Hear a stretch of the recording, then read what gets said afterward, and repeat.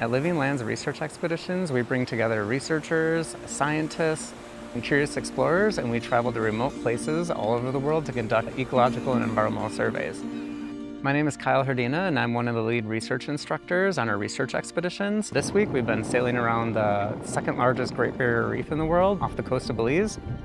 We've been living on a 40-foot sailboat, a catamaran here, and we've been visiting all the atolls and the outer reef and meeting with local organizations out here and local scientists. And we've been doing really fun, impactful research. We've been looking at microplastic sampling, on the little atolls that we're visiting, using drift nets as we're sailing along. We also are collecting plant specimens on these islands, looking at antimicrobial properties. And we have a floating lab, set up on our catamaran. There's a fun mix of dynamic research we've been accomplishing over the years. For example, this week we've been traveling off of the coast of Belize, conducting more research on antimicrobial properties of plants. We've done some of that research also in the Pacific Ocean, all the islands like the Hawaiian chain. Other fun things that we've done is a lot of microplastic sampling, both on the atolls and islands, also while we're sailing our sailboat using drift nets, mapping kelp forests off some of the coastal islands that we visit. We do a lot of geospatial mapping. Personally, myself, I'm a geospatial mapping instructor, and so we'll do a lot of coral reef mapping, kelp forest mapping of habitats on land. And then also we've published a number of books as well, naturalist guides to remote archipelagos all over the world. It's like the beautiful things that people, when they're immersing themselves in the natural environment that they're traveling through, they want to know about all the beautiful details that they're seeing and witnessing, right? Like, what is this beautiful world that they're traveling through? And so our publications are really helping people understand what they're seeing, the cool science behind it, unfolding in front of them, to giving them more of that base understanding and that awe and wonderment. Our teams are really a collective of, adventurers, scientists, explorers, just curious-minded individuals that really want to go out into the world and have an impact. And so that's what we're doing here is, we're a group of collective researchers traveling the world, and we're going and doing real-world science in remote places. And so we're looking for people with that like-minded mindset, right?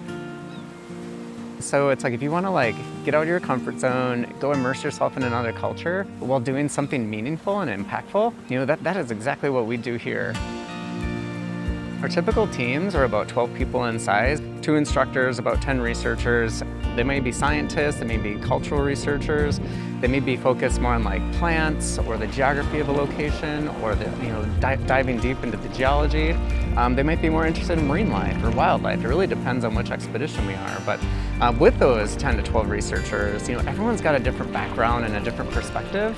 And with that, that's what builds the beauty of our group and our research team, is everyone every night we sit around the dinner table and we talk about, what are the incredible things we discovered that day? What are the amazing things that we've didn't know existed, or we got to see in action, right? And then so by the end of the trip, you end up learning so much more than you ever would have if you just came and traveled by yourself.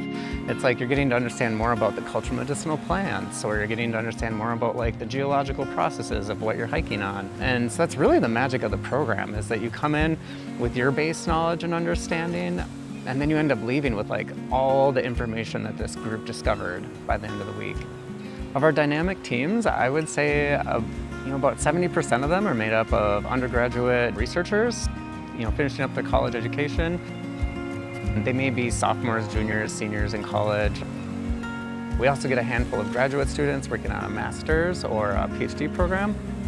And then we also always have a couple of people that are more, they've been working in their career for 10, 15, 20 years, and they really want to get more hands-on science and immersion into their field of focus that they've been working in. I think one of the most beautiful things that happens on these research trips is just the magic among a collective group of scientists and explorers just going out and traveling together. People come over from different parts of the country. Everyone's got a different background, a different dynamic and personality, but really it's a collective group of driven individuals that get together, and we travel around the world. We travel off to remote places that most people don't get to go to, and we work with local organizations, we meet local scientists, and we get to just be a part of this collective adventure of doing impactful science abroad in places that most people don't even get to visit.